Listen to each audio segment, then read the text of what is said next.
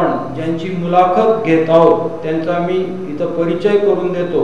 एक छंदमय व्यक्तिमत्व, वयाने 75 असूनही युवकांना लाजवणारे तरुण, एक बहुश्रुत व्यक्तिमत्व जवाहरलाल शांतीलाल आबड राहणार चांदवड यांच्या जीवनशैलीविषयी जाणून घेऊया।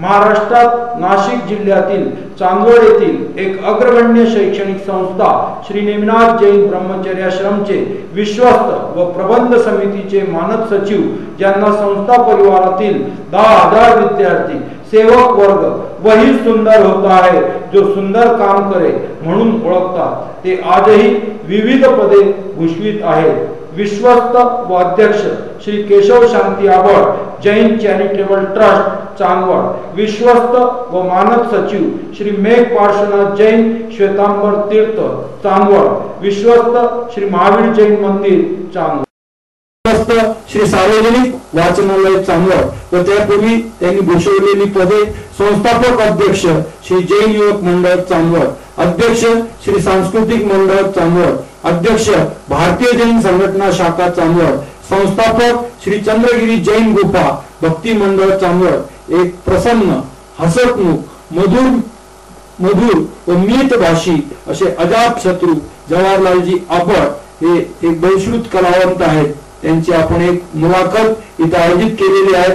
आता मी त्यांना काही प्रश्न विचारून त्यांच्या कार्याबद्दल, त्यांच्या जीवनाबद्दल आपण इथं माहिती घेऊया।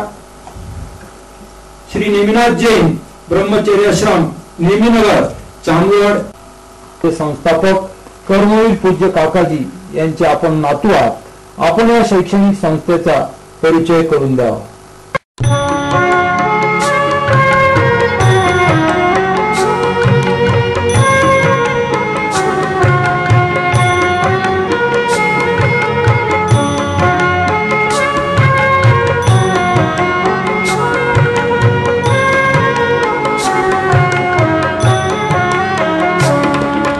हे शारदे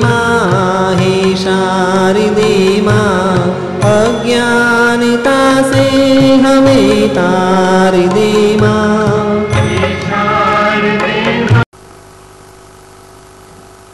स्वातंत्र्यपूर्व काळात चांदवड या शहरामध्ये एक 35 वर्षीय युवक, देशप्रेमी आणि स्वप्नवेडा केशवलाल,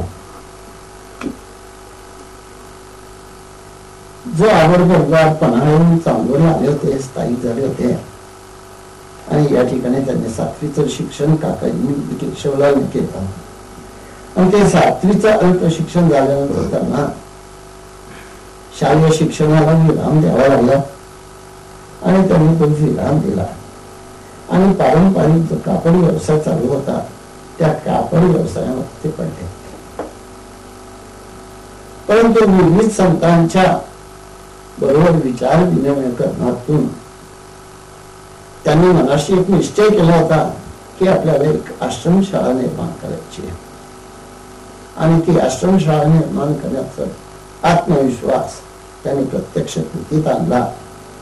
सन 1928 साली ज्ञानपंचमीच्या दिवशी या केशवलालने श्री नेमिनाथ जैन ब्रह्मचर्य आश्रम जैन गुरुकुल आश्रमशाळेची निर्मिती केली, स्थापना केली आणि ह्या आश्रमशाळेसाठी विद्यार्थी हवे होते, परंतु विद्यार्थी कुठून आणायचे?